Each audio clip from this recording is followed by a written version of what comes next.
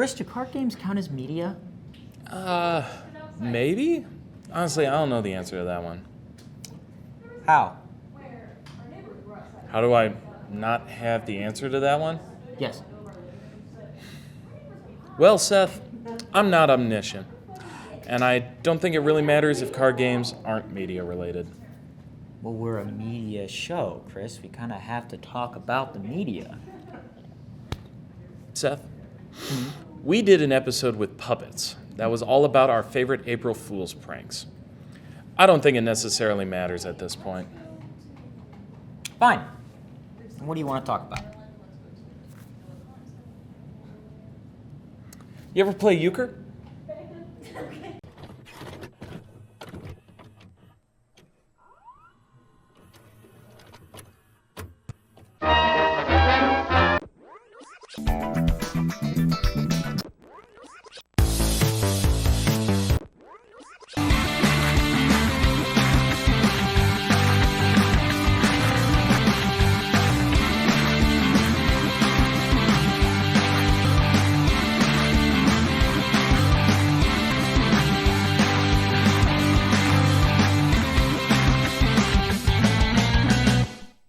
Hello, everyone, and welcome back to BSU The Real Deal, Ball State's premier entertainment news network. I'm your host, Chris. And I'm your other host, Seth. And to answer that question that you asked before they randomly cut to the intro for some reason, no, Chris, I have no idea what you just said to me. Yuckur? Yeah, what is that, some kind of food? No, that's not even close to what it is. It's... Wait! Don't tell me. I want to figure it out on my own. No, it's okay, I could just tell you. Is it an economic policy? What? No, it's not an economic policy. How'd you even get there? Is it a dinosaur, like the Archaeornithomimus? No, Wait, is that how you say it? Yeah. I guess you learn something new every day. And speaking of learning, how about we cut to the first segment while I teach you how to play Yuckur? It's a card game. You know, funnily enough, card game was my next guess. No, it wasn't. It could have been. No. Hello, Real Deal, and welcome to Dawson's Poetry Hour. Today, I've got one of my favorite pieces, written and performed by Alan R. Turner, A Short Break in the Woods While It Snows.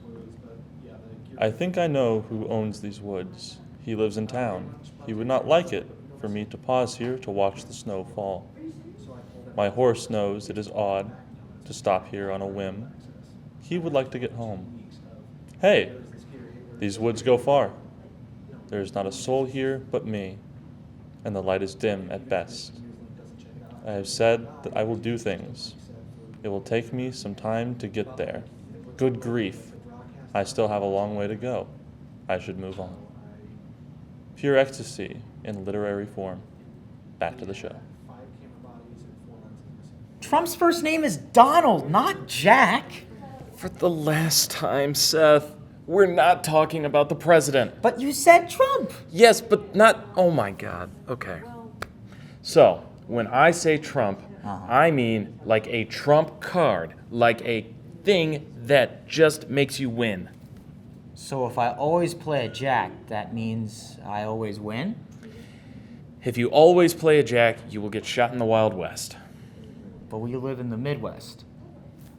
Expression, Seth. It's an expression. Anyway, if you play the Jack, that's Trump. Then you win that round, but only that round. And how many rounds are there? 5. And when does the bunny show up? There's... What? The Yucker bunny. When does it show up? Yooker, Seth, and there's no bunny. I don't know where you got that from. You know what? Let's just cut to the next segment, and in the meantime, we can play around so I can show you how it works. That sounds like a good idea. I'm a visual learner. I need an adult. I am an adult. No, you're not. No, you're not. Unless your way of life has been spent under a rock, you've most likely heard the classic club anthem Poker Face by Lady Gaga, aka the BSU Real Deal Song of the Week. We all know the song and gasp and smile the second we hear it on the radio or in film. The lyrics, I want to hold him like they do in Texas, please, and so on and so forth, make us, or more specifically me, immediately start belting out in a tone-deaf voice and wiggling in my seat. which as I say that out loud could be taken wrong out of context. It means dancing, people. God damn it. Anyways, Poker Face is a song whose popularity is still strong even after 16 years. Now, when Lady Gaga wrote the song, she didn't just get inspiration from the popular gamble card game. The song was heavily inspired by Gaga's experiences with bisexuality and her rock and roll boyfriends. And Gaga has even stated that the song itself is about gambling and doing the ba-ba-boom, if you know what I mean, while also referencing Gaga's time as a go-go dancer in New York City. The poker face metaphor is used to represent the tricks that Gaga would use to manipulate men into spending money on her, and some of her song lyrics hint at her bisexuality, notably, he's got me and she's got me. Sounds pretty scandalous. Now, when I first read these facts, I was like, whoa. But despite how scandalous and sexual the song is, that hasn't stopped it from sneaking into various media. Today I'm going to share some features of Poker Face in media that I think have kept the songs conspicuous, and thank God for that. Season 1, Episode 20 of Glee shows Idina Menzel and Leah Michele covering Poker Face, mostly a cappella. In my opinion, I wasn't too into this version. The original version is very hot and very heavy, but still fun and danceable, or wiggable. In this version, it's mostly soft-spoken and dragged out due to it being a cappella. And with a cappella, you don't have to stick to the restriction that is the beat. Why? Because screw it, you sort of make your own beat as you go along.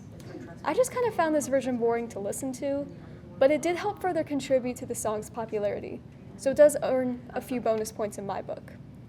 Another television feature is in South Park Season 13, Episode 11, Whale Whores.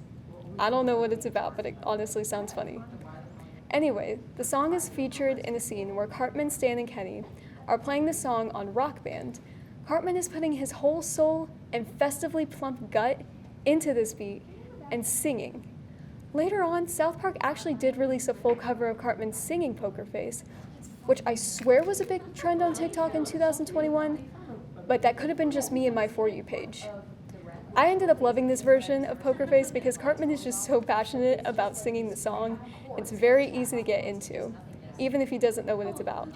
Fun fact, I actually listened to this for the first time last week with my roommate, and I ended up just about crying because of how stupid but funny it was. Poker Face is also featured in a number of films. For the promotion of the movie Easy A, the song was played in the trailers, yet wasn't featured in the film. Maybe they didn't have the budget. Honestly, who knows? Probably the most famous example, though, is the Lotus Casino scene in Percy Jackson and the Olympians, the Lightning Thief. You know which one I'm talking about. Where Percy, Annabeth, and Grover eat a lotus flower, which puts them in kind of a drug-like trance, where they're sort of unaware of their surroundings, but still put their hands in the air like they just do not care. I can't say much about this version of Poker Face, because nothing really changed with the song, but I do like how they took advantage of the gambling theme in the song and sort of incorporated it in that specific scene. In my opinion, it just made the movie so much more fun and enjoyable to watch, and it honestly made it better. Now, if I ever gamble after I'm 21, I want to be this unaware of how much money or how much of my well-being I'm wasting. Without being drugged, of course, let's clarify that. Lastly, I want to mention that Poker Face is featured in the 2014 and 2025 editions of Just Dance. Now, I don't have a personal opinion for these versions because I haven't played the game, but when watching the videos of the dances, I honestly thought they looked fun. I wouldn't probably break a bone if I tried. In 2014, the dancer is wearing something similar to Gaga's mirrored sunglasses in the music video. But in the 2025 version, the dancers kind of wear latex outfits that resemble characters you'd find on playing cards. So one's a club, one's a spade, and one's actually a heart. Overall, not much to be said, but I do like how the outfits play homage to the artist but also the gaming theme. I would talk more about Poker Face in media, but I'm a little bit out of time. Overall, many media features of the song tend to focus on the popularity or the fun, upbeat vibe of the gamble rock and roll pop song, instead of the much more bluff and muffin scandalous and baba-boomish story that the song is tied to. But in a way, I think focusing more on the upbeatness of the song makes the song more enjoyable, and honestly could be the secret for keeping it relevant and a personal favorite so many years later. I'm Amelia, and this was Real Deal Song of the Week. Stay saucy, listeners. Oh, So if the trump is diamonds, and I have the jack of hearts, then I have the best card in the game. Second best. I have the second best card in the game. Yes. And I also have the jack of clubs, which is like the third best card in the game. No, that's just the jack of clubs. I'm so confused. I thought it was like a ranking system. You know, like primary, secondary, tertiary, quaternary. You know what tertiary and quaternary is, but you can't pronounce Yooker? Ulcer. Not even close. Okay, look, let's just move on, okay? So trump is diamonds. Right. You have the jack of hearts. Okay. I have the jack of diamonds. Uh-huh. So if I play the jack of diamonds, Then I play the jack of clubs. you know what? Let's just get Isaac and Andrew up here. All right, we're gonna play a full game after the last segment, and that will teach you how to do it for real. And that's when the Yooker bunny shows up. There's no bunny, Seth. There's no bunny. Aww. I want the bunny. How's it hanging, homies? My name is Andrew, and today I chose to talk about the best card game out there, Uno. Uno is simplistic at heart, making it simple to pick up for all players, but depending on the rules applied, Uno can also be pretty complex for a skilled card player. I believe that's only one of the reasons why Uno deserves the title of best card game out there. Another reason is meme potential. Throughout the years, Uno has been featured in a variety of memes, such as the Uno reverse meme, or even the meme of the little kids getting absolutely devastated by 2 skips, a +4, and a wild card. Uno has become a staple in meme culture, one popular creator online even going as far as bringing an Uno reverse card to a soccer game, pulling it out in opposition to a yellow card given by a referee. But I'm straying away from the point. Yes, Uno has an incredible meme culture, and it's easy to pick up. But let's talk about the real reason we all love Uno, the chaos. When was the last time you were able to say you've played a boring game of Uno? That's right, you can't. Because even though the game is simple, the people are what make the game interesting. Sometimes Uno is a game of great betrayal, forcing friends against each other. Sometimes Uno is a game of circumstance, where you want to be kind, but the cards say otherwise. Most games of Uno I play with my friends often turn into a war, ultimately ending with some sort of climactic ending and a lot of shouting. Not to mention the online form of Uno, allowing people to play Uno across any distance. Quite revolutionary. The online version has a variety of different rules and card sets you can play with, further adding to the gem that Uno is. I personally prefer the physical card deck, but I don't judge an appreciation for the online card game. So, say what you want about Uno, but personally, it will always hold a near and dear place in my heart, but also my traumatic memories. All right, so everyone knows how to play, right? We're all ready? Quick question. When do we pass go? We're not playing Monopoly. Hi, Mom. Hi, Dad. Isaac, we're not live. I can't wait to meet the Yooker bunny. Still not a thing. All right, let's play. Me and Andrew are on a team, and Seth, you and Isaac are on a team. Hell yeah. That's Andrew. Oh, eat shit and die, Andrew. Isaac, I love you. I love the LeBron James Ken doll. It's not smooth down there at all. Can I go to the bathroom? All right, let's play. Hello, all. I have a short story I wrote in class that I'd like to share with you guys today. I hope you enjoy it. It's about John and Mary and how they fall in love. But Mary is a very career-oriented city girl, and John is an outdoorsy Boy Scout. They make the relationship work for a long time, but Mary starts to check out of it, and John just can't see that. When it's finally brought to his attention, he spies on his wife and finds out that she's been reporting to her bosses about their entire relationship. The whole thing was a corporate plot to find genetically compatible specimens to create better humans for the next generation. You know, naturally this hurts John, and he divorces Mary and takes their daughter with him. But his vision of his daughter is ruined by the awful truth of her conception. John gives Sophia back to Mary, and he lives the rest of his life out on a ranch with his dog. While out hunting one day, John breaks his ankle and never fully recovers. In his mid-60s, John dies of an infection. Sophia and Mary attend the funeral. There are flowers by his casket, labeled by the company Mary worked for. And so the little car is driven off the board, and little John is traumatized as we zoom out to realize this was all a game called life. And so we find ourselves at the end of this little tale. The lesson? Don't play the game of life. It low-key sucks. Good night, everybody. What's poppin', fam dogs? It's your boy, Skinny. Okay, bleep that out. Can we bleep that out? No? Okay. Anyway, speaking of card games, Balatro. I got addicted to that last semester. Now, I know what you're thinking. Why am I talking to you about this now?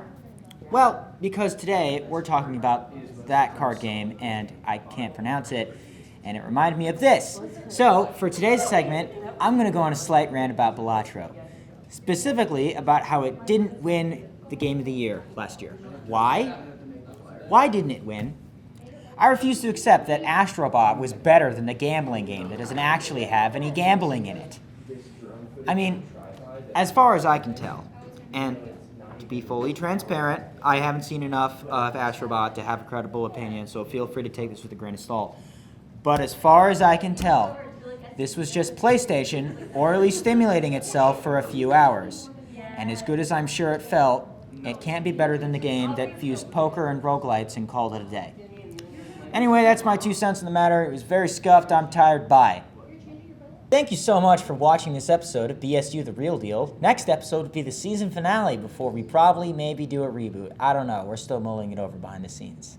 It doesn't even make sense. He couldn't pronounce the name of the game. If you want to see more from us, then be sure to follow us on TikTok, Instagram, and YouTube. In the meantime, I'm your host, Seth. He euchred us twice. How did he do it twice? And that's Chris. And to answer your question, it's because of the Yooker bunny. That's not even a thing.